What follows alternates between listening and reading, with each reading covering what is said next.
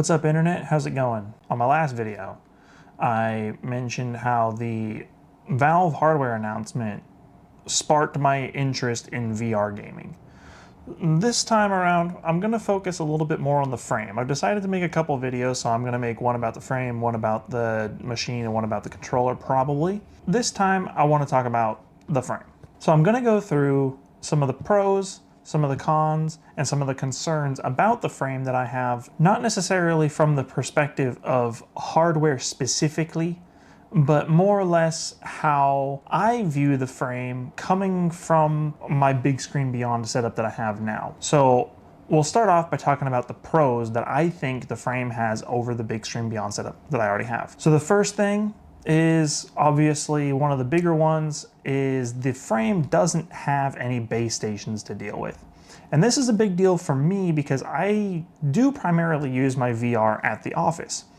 I would like to be able to bring it home and use it at home. However, I don't really have a place to set the base stations or how to angle them properly and get them all calibrated at home. I don't have the necessary wall sockets and hauling everything back and forth, because when you have the base station set up, you got the controllers, the headset, the base stations, and that whole deal has to go with you back and forth, and it's just a bit too much. So I haven't really messed with my VR stuff at home at all. And I feel like the frame is going to allow me to do that because it just has one less thing to set up. All you got to do is plug in that Wi-Fi dongle and you're basically good to go. So that to me seems like a pro. The next thing, and it's funny because this one is one of those things that if you have something like a Quest, it might seem like a downgrade.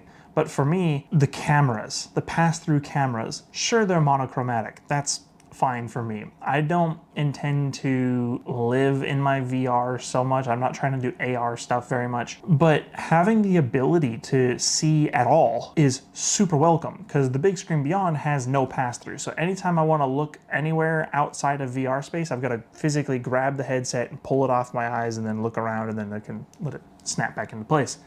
So having the pass-through cameras, that's going to be a welcome thing. And that's also the way that it tracks your position in space. So we'll see how that does compared to the base stations. And sort of on this same trend that I've been talking about, the next thing is portability. Being able to just have the headset as a standalone unit that can work with its controllers. You just take this headset controllers, plop it on and start gaming. That's super cool. I don't know how much I'm going to be doing gaming with the standalone system on the machine itself. For example, I don't know that I'm going to use a lot of its internal CPU power and all that stuff.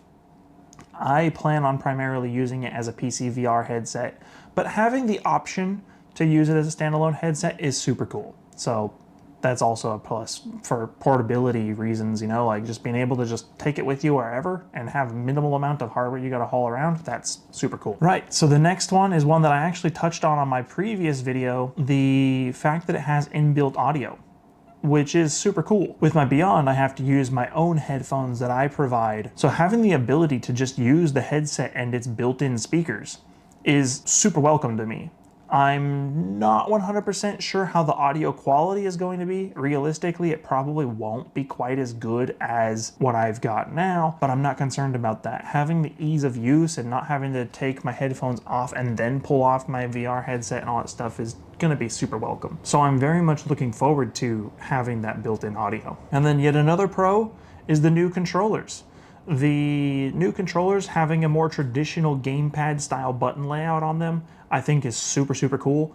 And I'm really looking forward to seeing how they implement themselves into VR games. Because I know a lot of the VR games are kind of set up for Quest controllers and Index controllers and kind of in a way that uses less buttons, but having the additional buttons, I'm very curious to see if this is something that starts to get implemented into games or not. But either way, having the new controllers, I do think the new controllers look like they'll probably be a little bit more comfortable to deal with than the Index controllers, and they definitely look more useful for the 2D inside VR headset gaming, which Valve had mentioned, which I do want to try that. So new controllers seem pretty cool. And the last thing on the pros list for right now is going to be the eye tracking. This is something that I'm looking forward to because eye tracking in game is going to be a fun little addition, but then also the fact that sort of interacts with the foveated streaming technology that they've talked about in order to help get those extra frames and make sure that you're getting that smoother frame rate while not really losing out on visible resolution anyways.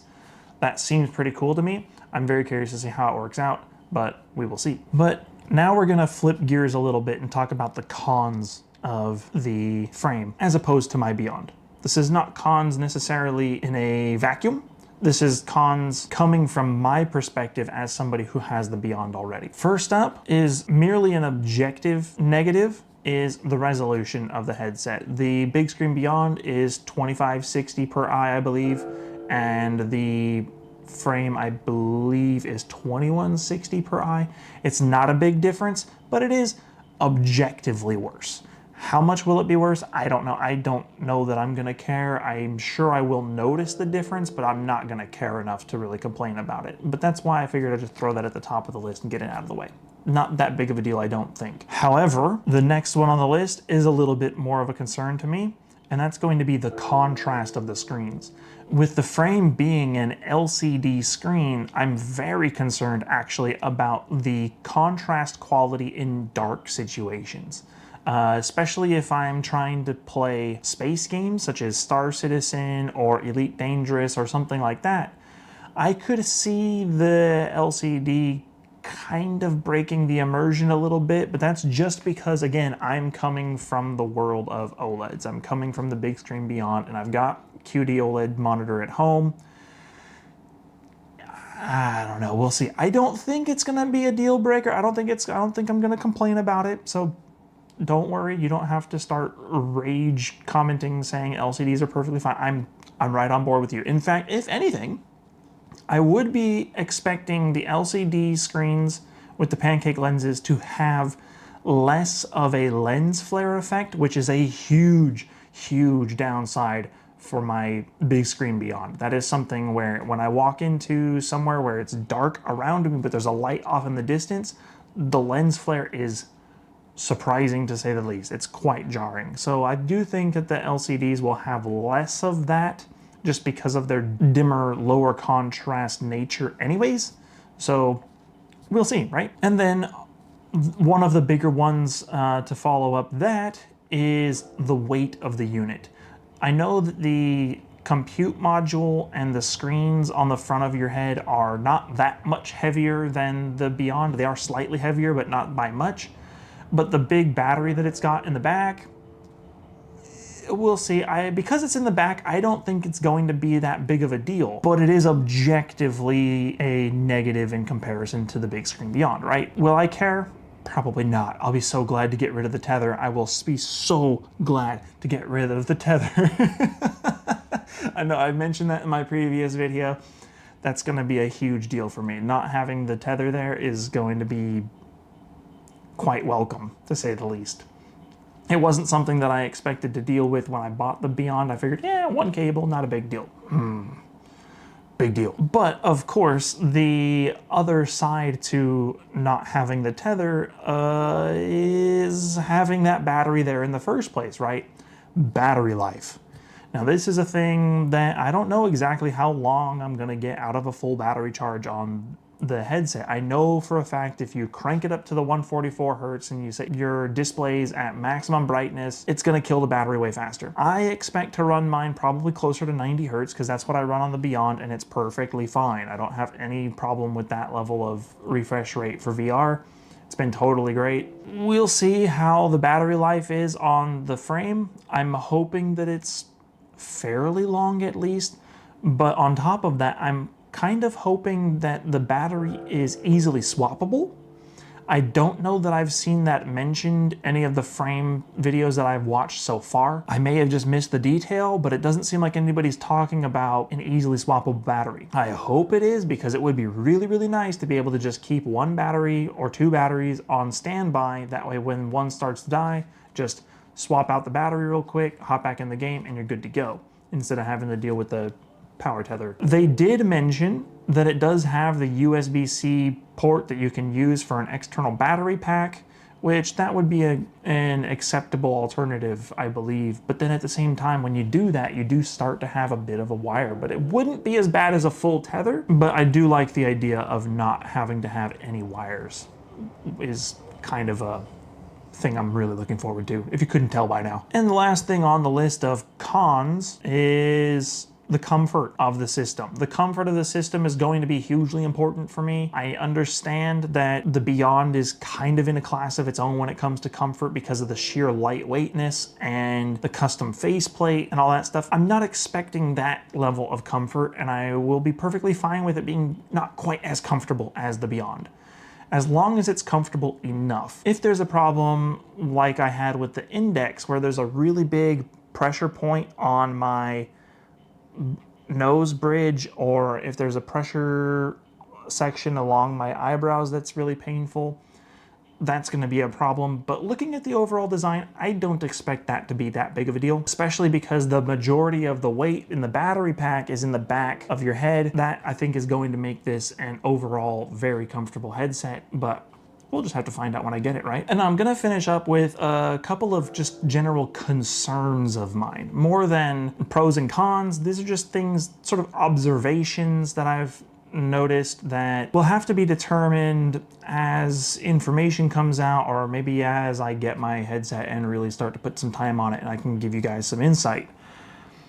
One of the big things for me, and Quest users, you can help me out here maybe. It's my first time having this experience, is I'm concerned about drift. This is something that I've struggled with a little bit with the base station setup, and I've been told that the base station setup is supposed to be like the flawless version. Is this just a firmware thing? Is this like something that the VR companies have basically managed to overcome? Is inside out tracking now relatively resistant to drifting? If it is, awesome. I'm totally on board. I'm just a little bit concerned about the drift because I've had pretty bad luck with drifting headsets and drifting center positions. But again, maybe it's not that big of a deal. That's a concern of mine. Maybe it's valid, maybe it's not. I'm not here to say that it's gonna suck and it's gonna have terrible drift. I'm not gonna say that. I don't have a way to confirm or deny that yet. We will find out. It is a concern of mine, figured I'd bring it up. Read that as you will. The next concern point for me is going to be the audio quality.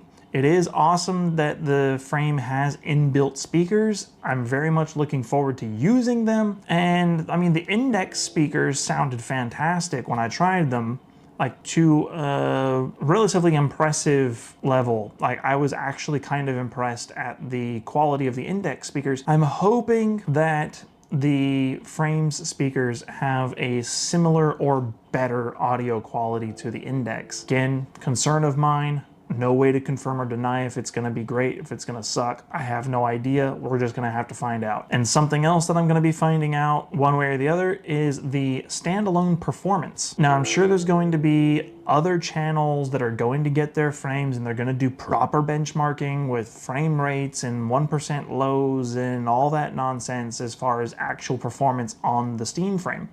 Cool, I will let them do that. I'm not going to try to be that in depth with the stuff that I'm doing. I want to try to have a more subjective sort of take on things, just as a user, just as somebody who is trying to enjoy the VR gaming space.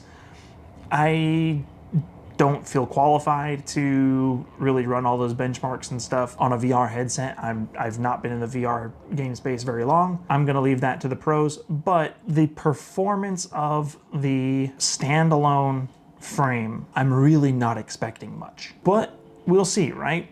Is a concern of mine? Sure, because I would like to be able to bring just the frame around and use it and enjoy it and play the games I want to play. But for example, it's not going to play Star Citizen. It's never going to happen. But I'm not expecting it to. We'll see where the performance lands though. And on that same note of performance, the Linux compatibility. So right now, I'm assuming that Valve is going to create some updates, I'm sure between the firmware and software updates that they'll have between now and when the frame actually launches, they'll probably figure out the Steam VR experience for Linux. Again, that's a hope.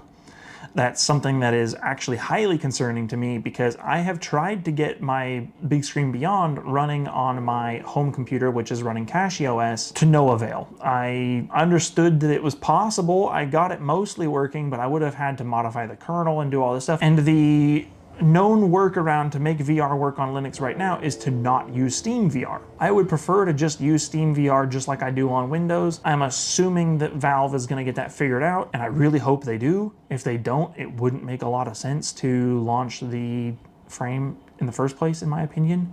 But we'll see, right? Lastly, the concern that is a concern for everybody is obviously the price. If this thing is $800 or under, it's going to be an instant sell for many people. If the hardware apocalypse continues to get worse and worse and worse, and they've got to sell this thing for $1,800, yikes, you know?